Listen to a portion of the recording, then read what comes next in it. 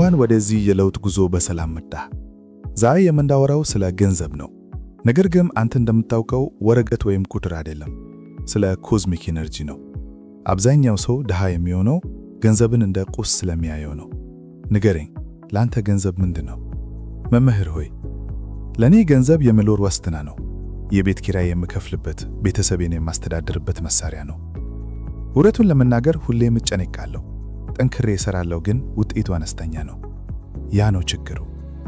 የመኖር ዋስትና ብለህ ስታስብ ከፍርሃት ጋር እየሰራህ ነው። ፕላኔቶች ፍርሃትን አይወዱም። በተለይም ቬነስና ጁፒተር የደስታና የሰፋፊ ነገሮች ፕላኔቶች ናቸው። በፍርሃት ከተሞላህ እነዚህም ፕላኔቶች ወደ ራስህ መሳብ አትችልም። በጻፍኩት ኮዝሚክ አስትሮሎጂ ማዛሮት መጽሐፍ ላይ በግልጽ አስቀምጬዋለሁ። ገንዘብ የንዝረት ውጤት ነው። የኮከብ ቆጠራ ካርታህ ላይ ያሉት የገንዘብ ቤቶች ባዶ ሊሆኑ ይችላሉ፣ ወይም በከባድ ፕላኔቶች ተይዘው ይሆናል። ግን ዋናው ቁልፍ የአስተሳሰብህ ካርታህ ነው። ግን መምህር፣ እጣ ፈንታዬ በድህነት ለመኖር የተወሰነ ከሆነስ? አንዳንድ ሰዎች ካርማ ነው ይላሉ። ይህ እውነት ነው? ተማሪ አዳምጠኝ። ይህ አደገኛ አስተሳሰብ ነው። ኮከብ ቆጠራ ለባሮች እጣ ፈንታን ይነግራል፣ ለነገሥታት ግን እጣ ፈንታን እንዴት መምራት እንዳለባቸው ያስተምራል። አንተ ንጉሥ ነህ ወይስ ባሪያ? በአትማይክል አስትሮሎጂ የዩቲዩብ ቻናሌ ላይ ብዙ ጊዜ እንደምናገረው ፕላኔቶች ያስገድዳሉ እንጂ አይወስኑም። የገንዘብ ፕላኔቶችን ለመረዳት መጀመሪያ የራስህን ዋጋ መረዳት አለብህ። ጁፒተር የሚሰጠው ለሚያምኑት ነው። ቬነስ የምትሰጠው ለሚወዱት ነው። አንተ ግን ከገንዘብ ጋር ያለ ግንኙነት የፍርሃት ነው። ይህን የፍርሃት ሰንሰለት መበጠስ አለብን። ዛሬ የምንጀምረው እዚህ ላይ ነው።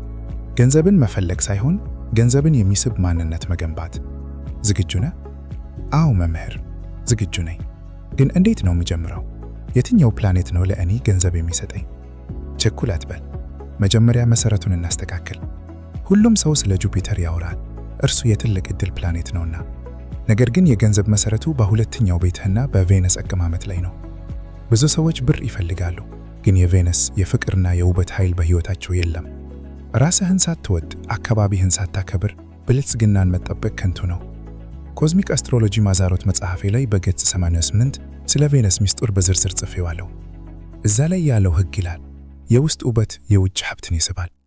ዛሬ ማታ ሄደህ የልደት ቻርትን ተመልከት። ቬነስ የት ነው ያለችው?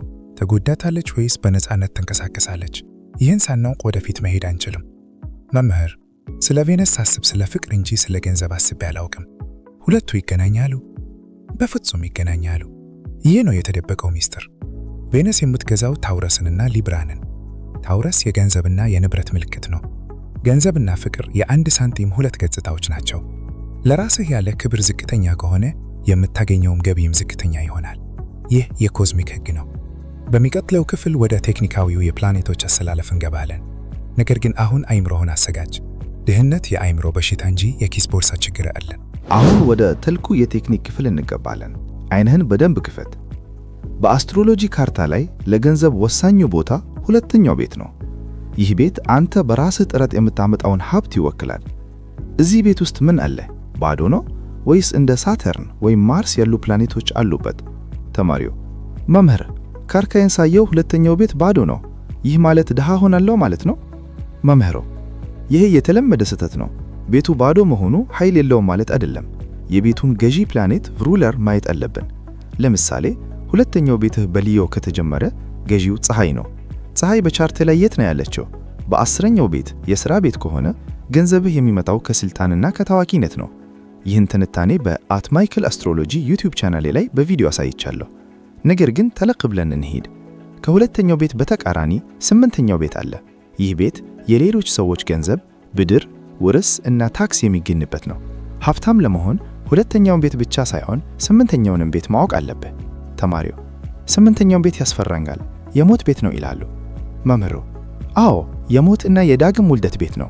ነገር ግን የትልቅ ሀብት ቢግ ዌልዝ ቤትም ነው። ፕሉቶና ማርስ እዚህ ይገዛሉ። ብዙ ቢሊዮነሮች ጠንካራ 8ኛ ቤት አላቸው።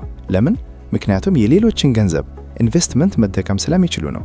አንተ ግን በደሞዝ ብቻ ለመኖር ስለምትሞክር ሁለተኛው ቤት ላይ ብቻ ተወስነሃል። ኮዝሚክ አስትሮሎጂ ማዛሮት መጽሐፌ ላይ የፕሉቶን ኃይል እንዴት ወደ ሀብት መቀየር እንደሚቻል ምዕራፍ አለ። ፕሉቶ የድብቅ ሀብት ፕላኔት ነው። መሬት ውስጥ ያለ ማዕደን፣ ድብቅ ሚስጥሮች፣ እነዚህ ሁሉ ገንዘብ ናቸው። ተማሪው፣ ታዲያ እኔ እንዴት ነው የ8ኛውን ቤት ኃይል የምጠቀመው? መምህር እኔ ተራ ሰራተኛ ነኝ። መምህሩ ተራ መሆን ምርጫ ነው። 8ኛው ቤት ትራንስፎርሜሽን ይፈልጋል። ፍርሃትን መጣል ይፈልጋል። ለምሳሌ ብድርን እንደ ጠላት ሳይሆን እንደ ማደግያ መሳሪያ ማየት ወይም ከሰዎች ጋር በጥምረት መስራት። 8ኛው ቤት የስኮርፒዮ ቤት ነው። ስኮርፒዮ ደግሞ አይሞትም ይለወጣል እንጂ። ገንዘብህ እንዲለወጥ ከፈለግ አሮጌውን ማንነትን መግደል አለብህ። ጁፒተር ወደ 2ኛው ቤት ሲመጣ ወይም ጥሩ ትራንዚት ሲኖረው የገንዘብ ፍሰት ይጨምራል። ነገር ግን ሳተርን ቃል ላይ ያስቆመዋል ወይም እንድትቆጥብ ያስገድዳል። አሁን ንገረኝ፣ አሁን ባለህበት ሁኔታ የትኛው ፕላኔት እየተፈታተነህ ነው? ሳተርን ይመስለኛል። ሁሉም ነገር ይዘገይብኛል። ገንዘብ ሲመጣ ወዲያው ያልቃል። መምህሩ ሳተርን መጥፎ አይደለም፣ እሱ አስተማሪ ነው። ገንዘብህን በአግባቡ ያዝ እያለህ ነው። ሳተርን በ2ኛው ቤት ሲቀመጥ ሰውየው ሀብቱን የሚያገኘው በዝግታና በጠንካራ መሰረት ነው። አቋራጭ የለም። ሳተርን ካለህና አቋራጭ ከፈለግ ታጣለህ። ይህ የኮዝሚክ ህግ ነው። ለዚህ ነው ብዙ ሰዎች ሎተሪ ሲቆርጡ ማይደርሳቸው። ካርታቸው ለፈጣን ሀብት አልተሰራም፣ ለዘላቂ ሀብት እንጂ። ይህን መረዳት ነፃ ያውጣል። ዛሬ ወደ ጨለማው ክፍል እንገባለን። ብዙ የብልጽግና አስተማሪዎች ስለ ብርሃንና ፍቅር ብቻ ያወራሉ። እኔ ግን እውነቱን ልንገርህ፣ ብርሃን እንዲኖር ጥላ ሊኖር ግድ ነው። ገንዘብ እንዳይኖርህ የሚያደርገው የካርማ ዕዳ ካርሚክ ዴት ሊሆን ይችላል። ሳተርንና የደቡብ ኖድ እዚህ ቁልፍ ተዋናዮች ናቸው። ካርማ መምህር፣ እኔ በዚህ ሕይወቴ ማንንም አልበደልኩም፣ ለምንድን ነው የምቀጣው? ካርማ ቅጣት አይደለም፣ ካርማ ውጤት ነው። ምናልባት ከአያቶችህ የተላለፈ የድህነት አስተሳሰብ ጄኔሬሽናል ከርስ ሊሆን ይችላል። ወይም በልጅነትህ ገንዘብ የክፋት ምንጭ ነው ተብለህ አድገህ ይሆናል። ይህ በንዑስ አእምሮ ሰብኮንሽስ ውስጥ ተቀብሯል። አስትሮሎጂ ይህንን 12ኛው ቤት 12th ሃውስ ብሎ ይጠራል። የተደበቀው ጠላትህ ያለው እዚያ ነው። በአት ማይክል አስትሮሎጂ ቻናሌ ላይ ስንት ሰው ስለ 12ኛው ቤት እንደሚያማርር አይተሃል?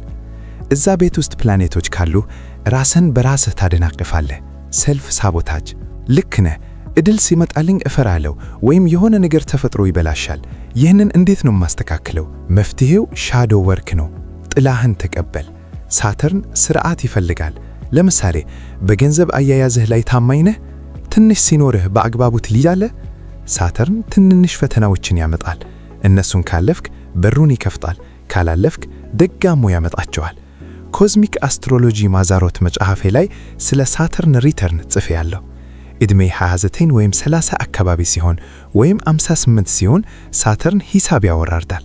ያኔ ነው ብዙ ሰዎች ወይ ሀብታም የሚሆኑት ወይም የሚወድቁት። አንተ የት ላይ ነህ? ያንን ዕድል አልፌዋለሁ፣ ግን ሕይወቴ አልተስተካከለም። ያ ማለት ትምህርቱን አልጨረስክም ማለት ነው። ካርማ አይረሳ። ኔፕቱን በገንዘብ ቤቶችህ ላይ ካለ ደግሞ ስለ ገንዘብ ያለህ እይታ የደበዘዘ ሊሆን ይችላል። ምናልባት ተአምር ትጠብቃለህ። ነገር ግን ኮዝሞስ ለተግባር እንጂ ለህልማማሚዎች ብቻ ምላሽ አይሰጥም። የካርማ ዕዳን ለመክፈል ምርጡ መንገድ መስጠትና ማገልገል ነው። ጁፒተር የሚሰፋው በመስጠት ነው። ሳተርን የሚረጋጋው በኃላፊነት ነው። ዛሬ ወስን። የቤተሰብህን የድህነት ሰንሰለት የምትበጥሰው አንተ ነህ። ይህ ውጊያ ነው፣ መንፈሳዊ ውጊያ። ዝም ብለህ ተቀምጠህ ገንዘብ እፈልጋለሁ ብትል ማንም አይሰማ። ዩኒቨርስ ቋንቋው ኢነርጂ ነው። የድህነት ኢነርጂን በስራና በጥበብ ኢነርጂ ቀይረው። መምህር፣ ይህ ከባድ ነው፣ ግን እውነት እንደሆነ ይሰማኛል። ጥላይን ለመጋፈት ምን ላድርግ? መጀመሪያ ለገንዘብ ያለህን ጥላቻ አቁም። ሀብታሞችን አትጥላ። ቅናት የድህነት ማረጋገጫ ነው። ሁለተኛ፣ የሳተርንን ዲሲፕሊን ተለማመድ። ትንሽም ብትሆን ቆጥብ፣ እቅድ ይኑርህ። ሶስተኛ፣ የጁፒተርን እምነት አዳብር። እነዚህን ካዳረክ ቻርትህ ላይ ያሉት ከባድ አስፔክቶች መለስለስ ይጀምራሉ። አስታውስ፣ ከዋክብት ለጀግኖች ይሰግዳሉ። አሁን ከጨለማ ወጥተን ወደ ብርሃኑ እንምጣ። ጥላህን ካወክና ካርማህን ከተረዳህ በኋላ አሁን ማኒፌስት የምታደርግበት ጊዜ ነው። እዚህ ነው ጁፒተርና የሰሜን ኖድ የሚሰሩት። ማኒፌስቴሽን ማለት ምኞት ማለት አይደለም። ማኒፌስቴሽን ማለት የራስህን ፍሪኩዌንሲ ከሚፈልጉት ነገር ጋር ማስተካከል ነው። ተማሪው ብዙ ጊዜ ስለ ሎው ኦፍ አትራክሽን እሰማለሁ፣ ግን አይሰራልኝም። አስትሮሎጂ በዚህ ላይ ምን ይላል? መምህሩ ሎው ኦፍ አትራክሽን የሚሰራው ሎው ኦፍ አክሽን ሲታከልበት ነው። አስትሮሎጂ ደግሞ ትክክለኛውን ጊዜ ታይሚንግ ይነግርሃል። ለምሳሌ ጁፒተር በታውሮስ ወይም በካፕሪኮርን ውስጥ ሲሆን መሬት ላይ የሚጨበት ሀብት ለመፍጠር ወርቃማ ጊዜ ነው። በዚህ ጊዜ ዝም ብለህ ብትገመት እድሉን ታቃጥላለህ። በአት ማይክል አስትሮሎጂ ቻናሌ በየሳምንቱ የምለጋቸውን የትራንዚት መረጃዎች ለዚህ ነው መከታተል ያለብህ። ኒው ሙን ወይም ጨረቃ በምትወለድበት ጊዜ አዲስ የገንዘብ እቅድ ማውጣት አለብህ። ፉል ሙን ሲሆን ደግሞ ውጤቱን ታያለህ። ይህ ሳይንስ ነው። ተማሪው መምህር፣ ለኔ የሚሆነውን ልዩ ጊዜ እንዴት አውቃለሁ? መምህሩ ኮዝሚክ አስትሮሎጂ ማዛሮት መጽሐፊን ተመልከት። እዛ ላይ ፐርሰናል ይር ነምበር የሚል አለ። በግል ዓመትህ ቁጥር 8 ላይ ከሆንክ ይህ የገንዘብና የስልጣን ዓመት ነው። ቁጥር 9 ከሆንክ የመጨረስና የመሰናበት ጊዜ ነው። በቁጥር 9 ዓመት አዲስ ቢዝነስ ብትጀምር ይከሽፋል። ለምን? ምክንያቱም የኮዝሚክ ነፋስ ወደ ተጋራኒ እየነፈሰ ነው። ብልህ ገበሬ በክረምት አይዘራም። ብልህ አስትሮሎጂስትም ማይሆን ጊዜ ላይ ገንዘብ አያፍስም። ማኒፌስቴሽን ማለት ከኮዝሚክ ፍሰት ጋር መዋኘት ነው። ተማሪው በጣም ይገርማል። እኔ ሁሌም በተቃራኒው ሲሄድ ነበር፣ አሁን ገባኝ። መምህሩ ሌላው ሚስጥር ፓርት ኦፍ ፎርቹን ነው። በቻርትህ ላይ ይህ ነጥብ ያለበት ቦታ እድልህ የት እንደተደበቀ ይነገርሃል። ለምሳሌ ፓርት ኦፍ ፎርቹን በ3ኛው ቤት ከሆነ እድልህ ያለው በኮሚኒኬሽን በንግድና በመጻፍ ላይ ነው። በ6ኛው ቤት ከሆነ በስራና በአገልግሎት ላይ ነው። ይህንን ነጥብ አገኝና ቆፍረው፣ ወርቅህ እዛ ነው ያለው። በተጨማሪም ጁፒተር ከፀሐይህ ጋር ጥሩ ግንኙነት ትራይን ሲፈጥር ዓለም ላንተ ክፍት ትሆናለች። ያኔ ነው እድለኛ የምትባለው። ግን እድል፣ ዝግጅትና አጋጣሚ ሲገናኙ የሚፈጠር ነገር ነው። አሁን ንገረኝ፣ ዝግጁ ነህ ወይስ አሁንም ተአምር እየጠበቅክ ነህ? ተማሪው ዝግጁ ነኝ መምህር። የራሴን ካርታ አጥንቼ ትክክለኛውን ጊዜ እጠብቃለሁ። እናም በዛ ጊዜ በሙሉ ኃይል እሰራለሁ። መምህሩ በጣም ጥሩ። ይህ ነው የጀግና መንገድ። ፕላኔቶች መሳሪያዎች ናቸው። አንተ ደግሞ ተዋጊ ነህ። መሳሪያህን ወልውለህ ያዝ። በሚቀጥለውና በመጨረሻው ክፍል የነፍስህ ጥሪና የመጨረሻውን የህይወት አቅጣጫ እናያለን። አሁን ወደ ጉዟችን ፍጻሜ ደርሰናል። በዚህ ማስተር ክላስ ገንዘብ ኢነርጂ እንደሆነ፣ 20ኛውና 8ኛው ቤት የሀብት ማከማቻ እንደሆነ፣ ሳተርን ስርዓት እንደሚያስተምርና ጁፒተር እድል እንደሚያሰፋ አይተናል። ነገር ግን የመጨረሻው ጥያቄ ይቀራል። ለምንድን ነው ሀብታም መሆን የምትፈልገው? ለመደሰት፣ ለመርዳት፣ ለነጻነት ለመኖር? መልካም ነው። ነገር ግን አስትሮሎጂ አንድ የመጨረሻ ሚስጥር አለው። እሱም ኖርት ኖድ ወይም ራሁ ይባላል። ይህ የነፍስህ መድረሻ ነው። ብዙ ሰዎች ሀብትን ያሳድዳሉ፣ ግን ከነፍሳቸው ጥሪ ሶል ፐርፐዝ ይርቃሉ። ከነፍስ ጥሪ ከራቀህ ምንም ያህል ብር ብታገኝ ደስተኛ አትሆንም፣ ገንዘብም አይረጋም። የሰሜን ኖድህ በየትኛው ቤት ነው ያለው? በ10ኛው ቤት ከሆነ ወደ ህዝብ መውጣትና መምራት አለብህ። በ4ኛው ቤት ከሆነ መሰረትንና ቤተሰብህን ማጠናከር አለብህ። ብልጽግና የሚመጣው የሰሜን ኖድህን መንገድ ስትከተል ነው። መምህር፣ ይህ ለኔ አዲስ እይታ ነው። እኔ ገንዘብን ብቻ ነበር የማስበው። አሁን ግን ዓላማ ፐርፐዝ እንደሚቀደም ገባኝ። ትክክል። ዓላማ ሲኖር ገንዘብ ይከተላል። ገንዘብን ስታሳድድ ትሸሻለች። ይህ የዩኒቨርስ ህግ ነው።